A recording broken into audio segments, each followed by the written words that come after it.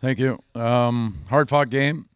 Hats off to Findlay for putting on a first-class representation in the NCAA playoffs. We were treated with nothing but respect, so hats off to all the administrators, coaches, everybody here at the university for hosting us with class. Really appreciate that. First half, right, hard-fought battle. Findlay took the lead, 7-0. And, we had been down a few games lately and hadn't scored a lot of points early.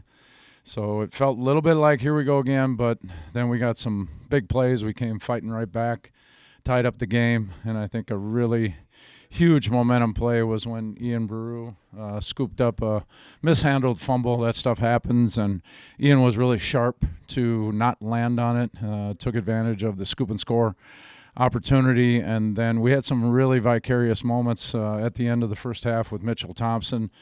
We ran out of timeouts. Coach Schlichty did a phenomenal job, our offensive coordinator, of scoring points with no timeouts, and Mitchell took a big risk by running it straight ahead, and he's a very powerful man to bring down, and he did a great job of taking it to pay dirt, and that was a really huge score right before half. I don't know if they can get any bigger than that drive, and we exhausted our timeouts, forced a punt, had a great punt return, and then the offense took it down and scored. But I think a big play of the second half was when Marcus Hansen got his hands on a tipped and deflected ball and then, corralled it, and everybody piled on him. But he made a phenomenal play in the second half. That was a huge momentum swing, and Findlay kept fighting. But hats off to my coaches and players for putting together a really good game plan and really well executed, but it wasn't without a lot of resistance. Coach, you get in games like this, and everybody looked at it, and on paper, this was going to be a contest between running attacks, and with good reason. You both have outstanding ones.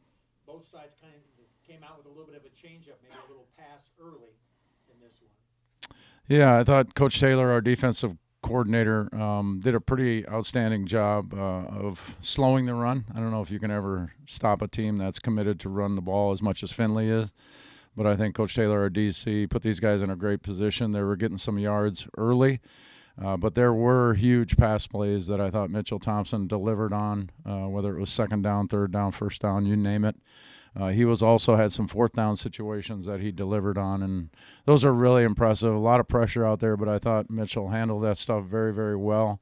And, Findlay put on a lot of pressure. They were getting to us. They were peppering Mitchell pretty good, but he stuck in there and took it like a man and delivered the ball where it needed to be delivered. And I thought our receivers caught the ball really well, and we had some good pop passes and some glances that were crucial for our throwing game and getting some big chunks throughout.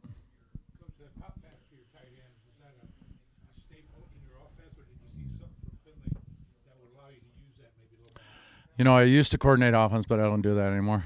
And there's a reason why for that, and it's a bit much. But Coach Schlichty does a great job of putting our guys in a position to make plays. We've always had a pop pass, a glance. It's just whether it's in effect and how often we use it kind of depends on the opponent and what they're willing to give up.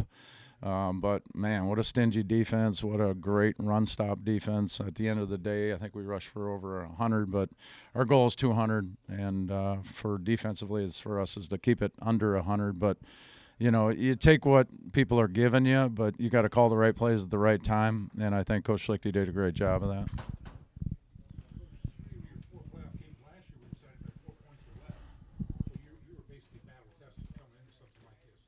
Yeah.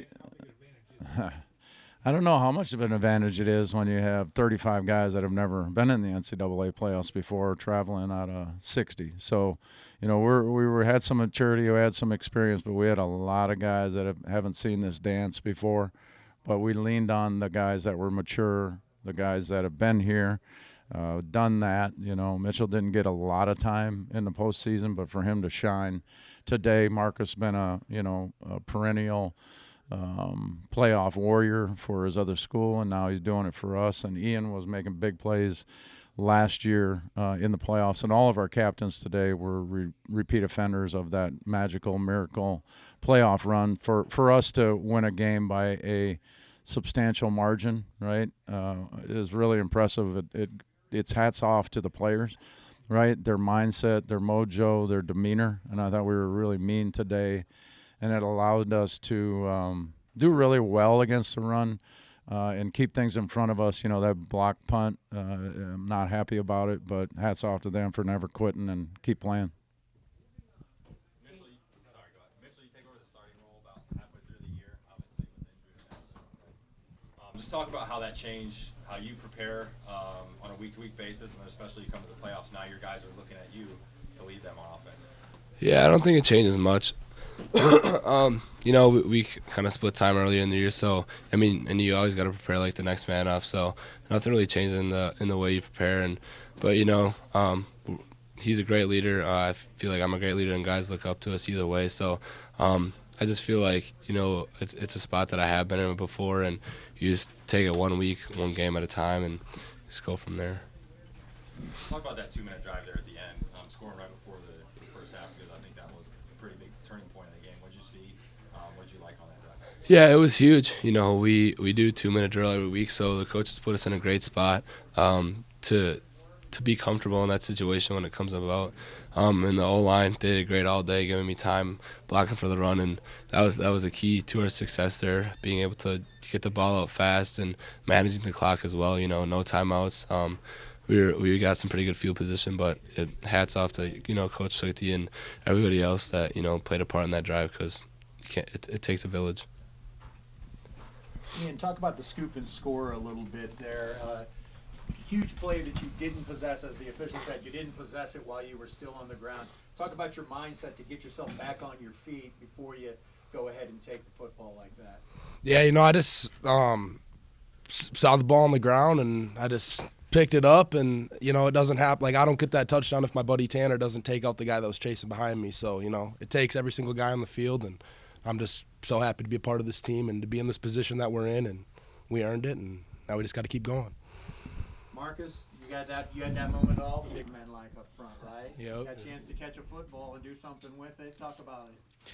Yeah, so Caden Lovett did a great job getting his hands up when that pass was thrown, tipped the ball, and then I just looked up and I saw it floating in there. I'm like, well, this is right next to me. I got to get this thing now. So just went up there, 2 strong hands, you know, something we work every week, tip drill with everybody on the defense. So, you know, again, it was nothing new. You know, the coaches had us well prepared for that situation, and I just went out and executed it.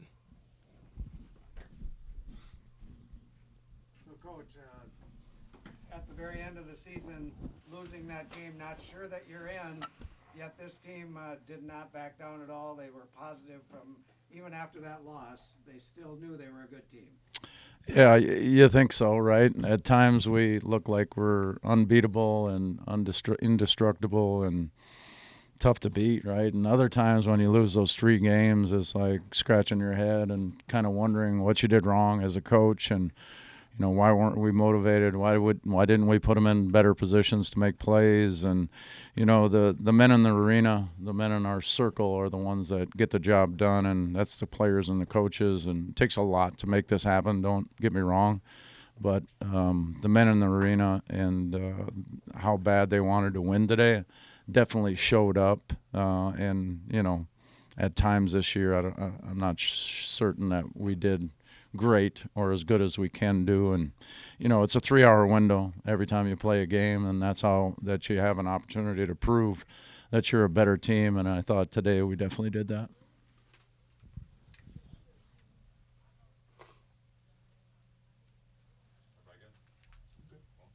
Thank you very much. Appreciate it.